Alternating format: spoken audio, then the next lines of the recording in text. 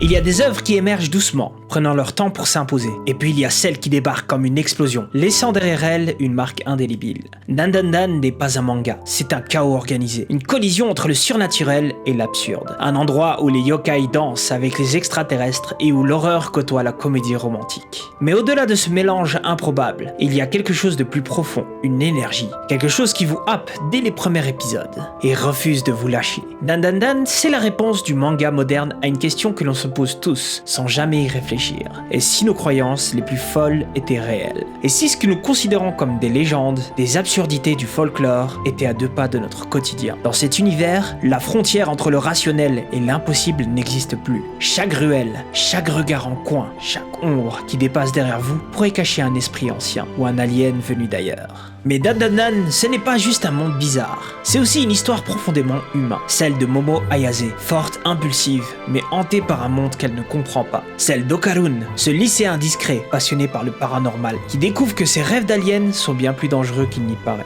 2 âmes opposées, réunies par le destin qui les dépasse. 2 visions du monde, prêtes à s'affronter, avant de s'unir pour survivre.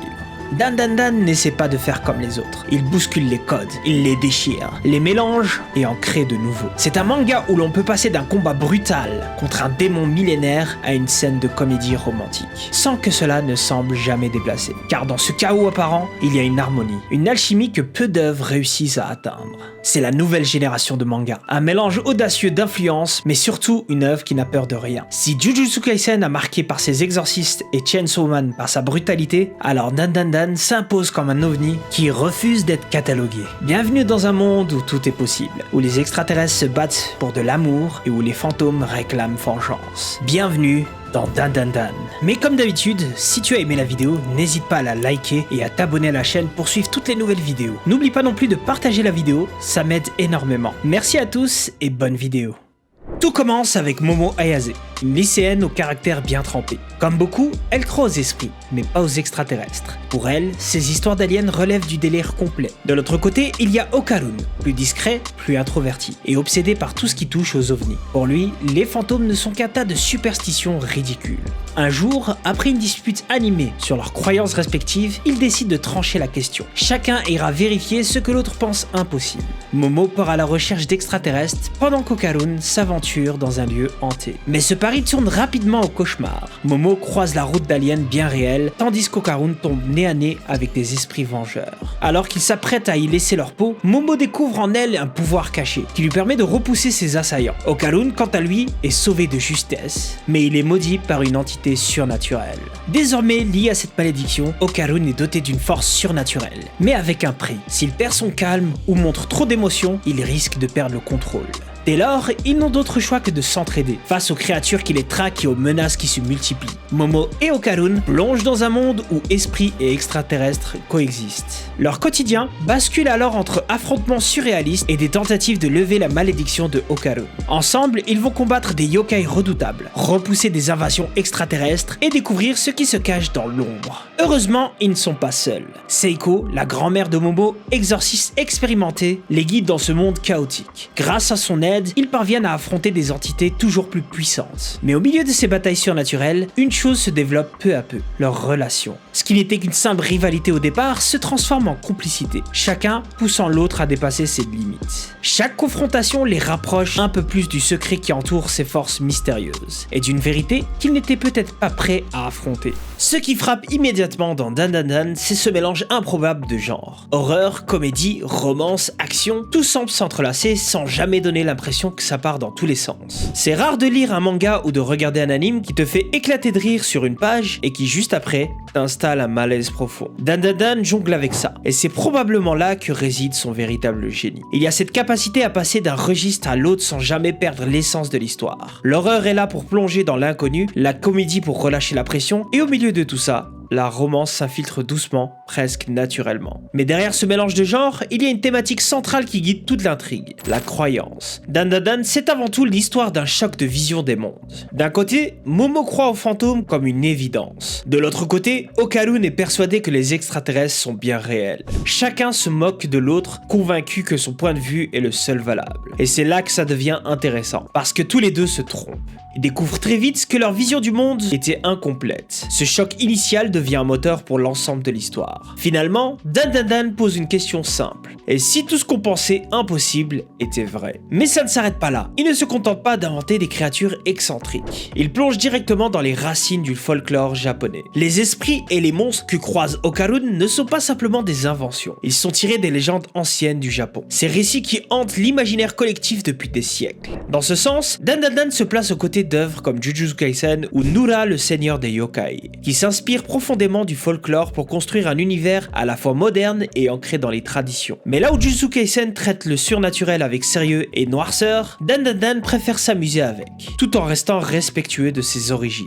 Même les exorcismes sont faits à la cool. On est loin des grandes incantations épiques, mais c'est précisément ce décalage qui rend l'univers si captivant. En combinant tradition et modernité, il réussit à créer quelque chose de rare. Un monde où les yokai croisent les ovnis, et où chaque croyance, aussi absurde soit-elle, mérite qu'on s'y attarde. Mais ce qui fait vivre Dan Dan Dan, au-delà des combats de yokai et des invasions extraterrestres, c'est ce duo improbable, Momo et Okarun. Dès leur première rencontre, on sent qu'il y a quelque chose qui fonctionne. Momo, c'est la lycéenne à la cool, celle qui se laisse jamais marcher sur les pieds, forte, directe et toujours prêt à foncer. C'est le genre de personnage qui pourrait facilement tomber dans des clichés, mais ce n'est jamais le cas. Pourquoi? Parce qu'il lui donne une véritable personnalité. Momo n'est pas juste forte pour être forte, elle est protectrice, honnête et un peu tête brûlée. Ce qui la rend crédible, c'est qu'elle doute, qu'elle perd parfois, mais qu'elle évolue à chaque confrontation. Et puis, il y a Okarun, le parfait contraste. Là où Momo est sûre d'elle, Okarun est discret. Mais c'est précisément cette dynamique qui fait tout le charme de leur relation. Okarun, ce n'est pas le héros surpuissant. Il galère, il se fait dépasser. Et c'est ce qui le rend aussi attachant. Il y a une vraie sincérité dans son évolution. On le voit progresser, mais jamais de manière forcée. Et puis il y a Seiko, la grand-mère de Momo, exorciste à ses heures perdues. Mais c'est surtout l'un des personnages les plus marquants de la série. C'est un peu l'adulte qui sait tout, mais qui laisse les jeunes apprendre par eux-mêmes. Elle n'a pas besoin d'être au premier plan pour imposer sa présence. C'est ce genre de personnage qui arrive à calmer une situation même face à une entité démoniaque. Elle est l'équilibre parfait dans cette histoire. Là où Momo et Okarun découvrent encore ce monde, Seiko la maîtrise. Sa sagesse et son excentricité apportent ce contrepoids nécessaire. Elle incarne parfaitement la figure du mentor sans jamais voler la vedette. Ce trio, c'est l'âme de la série. Ce sont eux qui donnent la profondeur à cet univers si fou. Parce qu'au final, derrière les yokai et les aliens, ce sont ces relations qui rendent l'histoire si captivante. Dès les premières minutes, une chose saute aux yeux. Il y a une énergie constante qui traverse chaque scène, un dynamisme qui donne l'impression que tout est en mouvement, même dans les moments les plus calmes. Ce qui frappe, c'est la manière dont l'animation capture chaque émotion. Les visages sont expressifs, parfois à l'extrême, mais ça fait partie de l'identité visuelle. On passe d'un style réaliste à des visuels presque cartoonesques, sans que ça casse le rythme. Mais dès qu'on entre dans l'action ou l'horreur, tout change. Les couleurs s'assombrissent, les lignes deviennent plus nettes, et chaque combat est une véritable chorégraphie. L'animation est fluide, précise, et chaque impact se ressent comme un coup direct au spectateur. Visuellement, la série se situe quelque part entre Jujutsu Kaisen pour la fluidité des combats et Mob Psycho pour son côté explosif et imprévisible. Mais là où il se démarque, c'est dans ce mélange constant de genres visuels. Chaque épisode est pensé pour surprendre. Un instant, vous êtes dans une scène pleine de tension, et la seconde suivante, l'écran explose dans un déchaînement de couleurs vives et d'effets qui frôlent le psychédélique. Le chara-design, lui, est simple mais terriblement efficace. Momo et Okarun ne sont pas des personnages au design exagéré. Leur apparence reste fidèle au manga, avec juste ce qu'il faut de détails pour le rendre immédiatement reconnaissable. Mais dès qu'ils rentrent en action, ces détails prennent vie. Les auras, les pouvoirs, tout est pensé pour être visuellement marquant, sans jamais tomber dans l'excès. C'est là qu'on sent la maîtrise de l'animation. Les scènes de combat ne sont pas simplement spectaculaires, elles sont vivantes. On ressent la vitesse, le poids des coups, la tension à chaque échange.